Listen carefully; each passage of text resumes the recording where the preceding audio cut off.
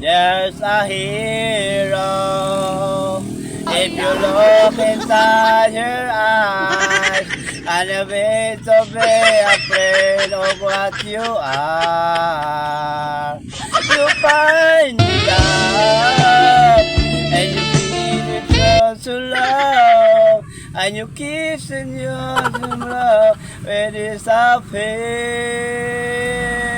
And then a hero comes along, and you have to carry on, and you can't life survive, and your parents subside, and the hero runs along, and you have to carry on, and you say and life survive, and the will survive.